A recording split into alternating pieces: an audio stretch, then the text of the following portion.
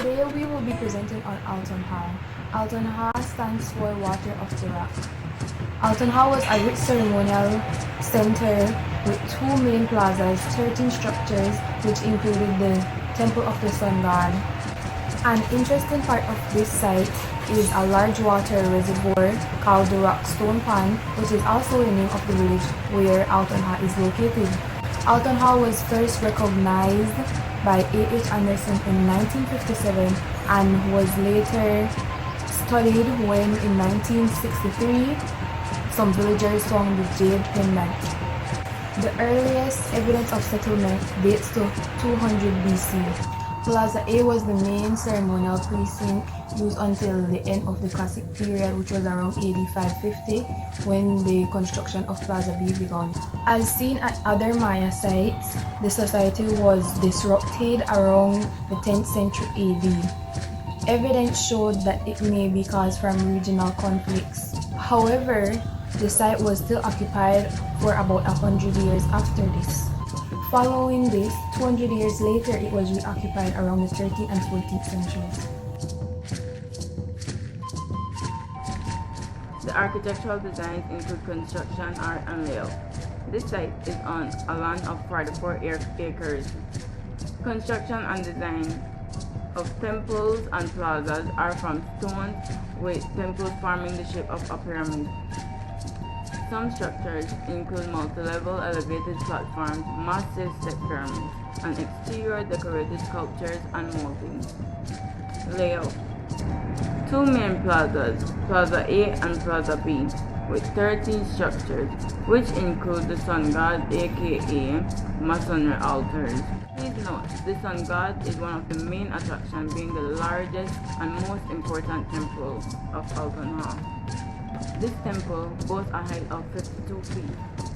Another interesting part of the site is presence of a large water reservoir called Rockstone Pond. The bottom of this reservoir is lined with yellow clay, giving the bottom firmness to retain water.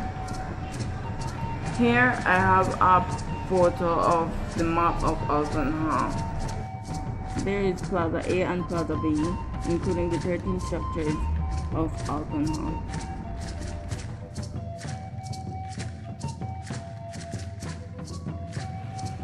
Apart from Altun Ha's great history, there is a great accomplishment, which is the carving of jade.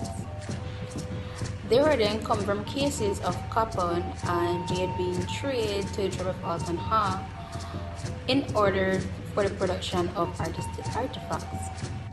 Some of the well-known artifacts were then shipped to the Teotihuacan tribe in Mexico, and later on the Tecal tribe in Guatemala joined on. Due to the association with the Tecal and Teotihuacan tribe, Altun Ha then grew in its population and in its people. This then had caused the economy to grow into the natural reserve we know as today. Here is one of the well-known carvings from Altun Ha. It's the jade head. It weighs 4.5 kilometers with a circumference of 46 cm. It is the largest single carving piece of jade head ever found in the Mesoamerican area. Another example of an achievement for the Yucatec Maya at the time was the man-made water reserve. This water reserve lining was laid with limestone clay, which is to retain the water in the pond. At the time, Belize was very dry in climate and water was not very prominent in the area.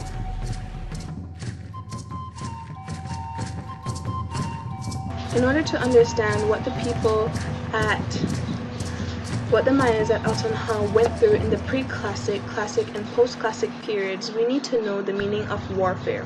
Warfare is the engagement in the activities involved in conflict or in war.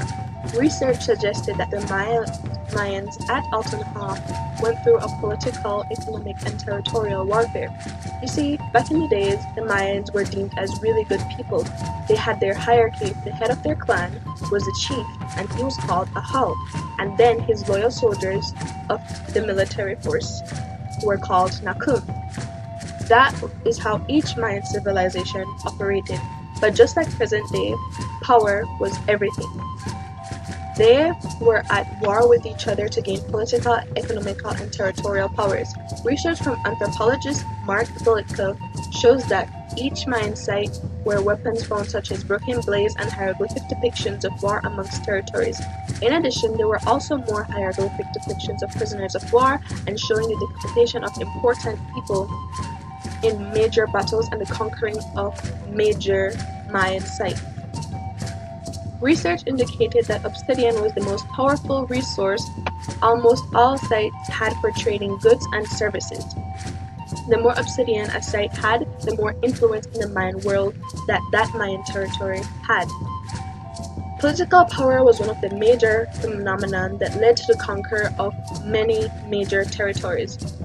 Military influence was another force that led to the demise of many different sites. Research suggested, but it cannot prove exactly, that military force was the cause of inland trading to moving to the coast, resulting in the diversion of the power from moving from inland to the coast and to other areas in the Mayan world.